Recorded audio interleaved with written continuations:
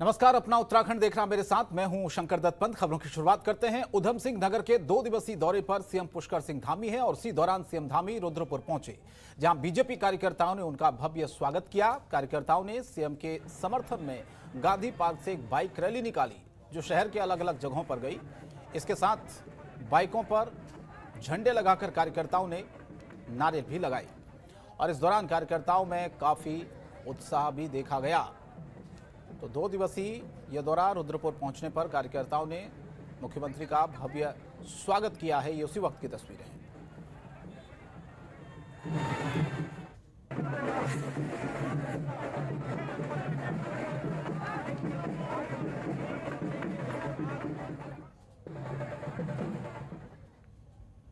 मुख्यमंत्री पुष्कर सिंह धामी ने आईएएस अधिकारी और कर्मचारियों पर नकेल कसते हुए एक बड़ा फैसला लिया है। अब कोई भी अधिकारी या कर्मचारी ट्रांसफर, पोस्टिंग सहित किसी भी तरह की बात के लिए सरकार या उसके उच्च अधिकारी पर राजनीतिक या किसी भी तरह का दबाव बनाने की चेष्टा नहीं कर पाएगा। इसको लेकर सचिव कार्मिक अरविंद सिंह हाकी ने आदेश जारी करते हुए समस्त भारतीय प्रशासनिक सेवा के अधिकारियों को सरकार की तरफ से एक पत्र भी भेज दिया है।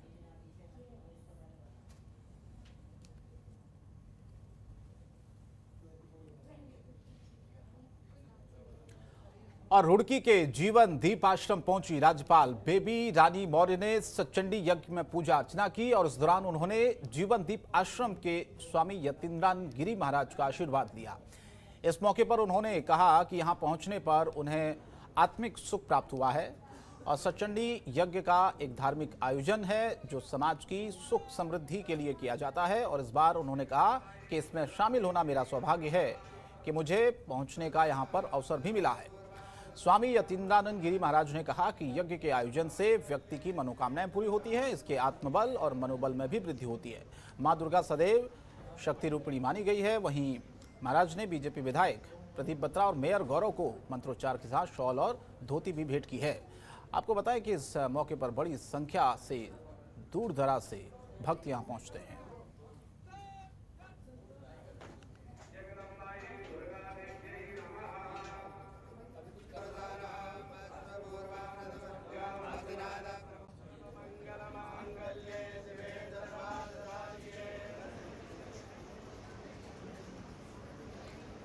तो जीवनदीप आश्रम पहुंची उत्तराखंड की राज्यपाल बेबी रानी मौर्य। ये कार्यक्रम था पूजा का, वहां पर वो शामिल हुई और उन्होंने इस मौके पर कहा कि यहां पर आना मेरे लिए एक सौभाग्य की बात है। देहरादून में आयुष मंत्री डॉक्टर हरक सिंह रावत ने आयुष विभाग के साथ समीक्षा बैठक की है और अधिकारियों को निर्देश दिए हैं कि प्रदेश में ग्रामीण और दूर दराज वाले क्षेत्रों में स्वास्थ्य सुविधाओं में सुधार के लिए स्वास्थ्य सेवाओं से संबंधित आधारभूत संरचना मजबूत की जाए। आयुष मंत्री ने कहा कि कोविड-19 वैश्विक महामारी संक्रमण की तीसरी लहर को रोकने के लिए इस संबंध में न्यूनतम खर्च और बेहतर सुविधा के सिद्धांत पर काम किया जाए। उन्होंने इसके लिए कैबिनेट में प्रस्ताव लाने के लिए भी कहा। इसके साथ ही उन्होंने कहा कि ऐसी जगह जहां एलोपैथिक चिकित्सालय नहीं है लेकिन आयुर्वेदिक चिकित्सालय हैं, इनमें 24 घंटे स्वास्थ्य सुविधाएं प्रदान की जाए। इन अस्पतालों में ऑक्सीजन, बेड, सिलेंडर सहित सभी तरह की प्राथमिक इलाज की सुविधा जरूरी है। आयुर्वेद की मेरे द्वारा जो बैठक ली गई, इसमें वित्त, कार्मिक, नियोजन और सचिव आयुर्वेद सभी उपस्थित थे, निदेशक आयुर्वेद उपस्थित थे।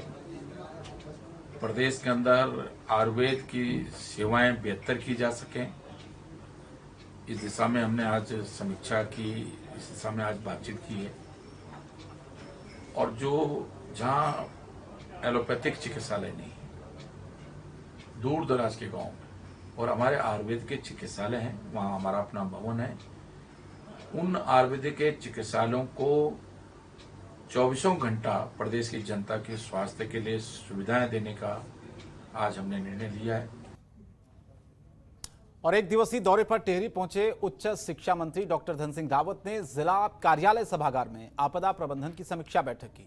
आपदा प्रबंधन मंत्री ने कहा कि बरसात की वजह से बंद रास्तों को जेसीबी की मदद से जल्द खोल दिया जाए और यह काम 2 से 3 दिन के अंदर करने के निर्देश दिए हैं। बैठक में जनप्रतिनिधियों द्वारा ये बताया गया कि बंद पड़े जो रास्ते हैं उन पर जेसीबी ऑपरेट द्वारा केवल सड़क के बीचों बीच पड़े पत्थरों बोल्टरों को हटाया जाता है, जबकि सड़क के किनारे पड़े मलबे को वहां से नहीं हटाया जाता है। जिस पर मंत्री ने कहा कि जेसीबी ऑपरेटर को एक प्रशिक्षण की बहुत आवश्यकता है और उसके लिए उन्होंने जिला आपदा प्रबंधन अधिकारी को जेसीबी ऑपरेटर का ऑनलाइन प्रशिक्षण करवाने के निर्देश भी दिए हैं। इसके साथ ही उन्होंने आपदा प्रबंधन अधिकारी को रिस्पॉन्स टाइम रजिस्ट्रेटमेंट करने के निर्देश दिए हैं ताकि ये सुनिश्चित हो सके कि बंद मोटर मार्ग को खुलवाने के लिए किस स्तर पर अधिक समय लगा है और उसमें किस तरह से सुधार लाया गया है।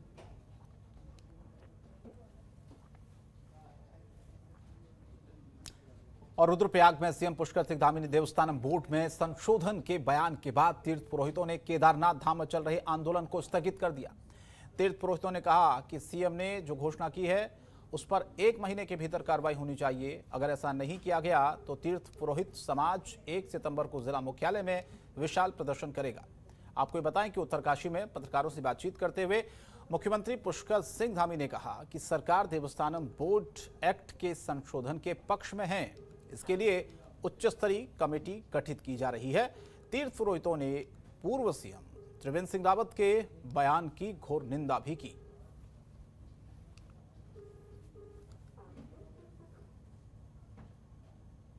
मुख्यमंत्री जी की जो घोषणा हुई उसके अनुसार हमने जो है अपना धरना प्रदर्शन जो है पीछे कर दिया है और 1 सितंबर को जिला मुख्यालय का बड़ा घेराव किया जाएगा और मैं माननीय मुख्यमंत्री जिसे आग्रह करता हूं तत्काल इस देवस्थानम बोर्ड को भंग किया जाए। देवस्थानम बोर्ड के विरुद्ध में हमारा धरना प्रदर्शन चल रहा था, लेकिन वो माननीय मुख्यमंत्री जी के आश्वासन पे हमने फिलहाल उसको स्थगित कर दिया। यदि इस बीच वार्ता करते हैं तो हम वार्ता करेंगे और पुनः जो है कि 31 सितंबर को या पहली 1-2 तारीख को जो है हमारा बृहत आंदोलन जिला मुख्यालय।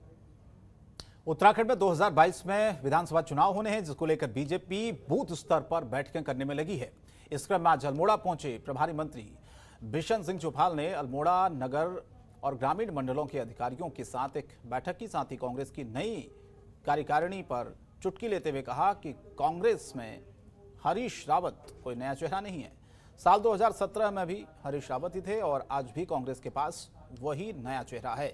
इससे क्या प्रभाव पड़ेगा? उन्होंने कहा कि बीजेपी एक संवैधानिक पार्टी है, जबकि कांग्रेस का नेताओं का अपना एक अलग संविधान है।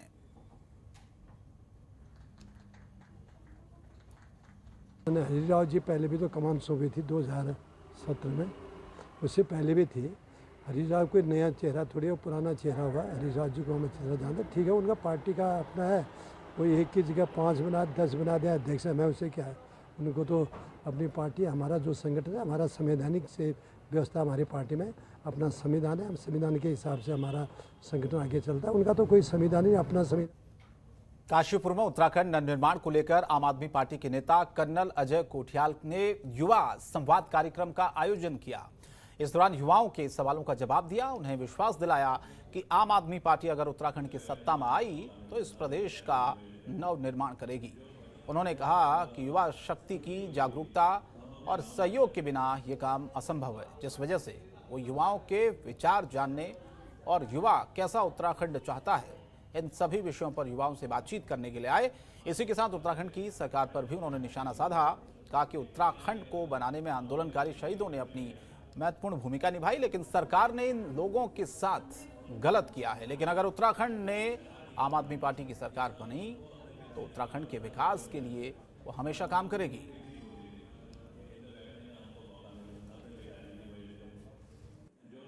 आज भी मैं यहाँ पे आया हूँ तो उसका एक मकसद है कि जब हम इलेक्शन वाले फील्ड में जाते हैं उससे पहले एक मैनिफेस्टो देते हैं कि ओके, अगर जब हम पावर में आएंगे तो हम क्या चीज़ें करेंगे।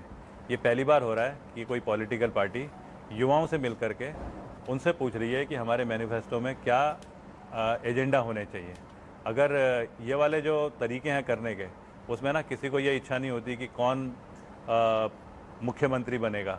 सबको इच्छा होती है कि एक टीम की तरह हम लोग काम करें और उस नवनिर्माण की तरफ जाएं जो कि हमने एक ले रखा है अपना काम करने के तरीके में, जो 20 साल या 21 साल पहले जब उत्तराखंड अलग हुआ था यूपी से, उस टाइम पे सब। उत्तराखंड की खबरों में फिलहाल इतना ही, लेकिन थोड़ी देर में 6:58 पर देखिए सबसे बड़ा अखाड़ा। नमस्कार।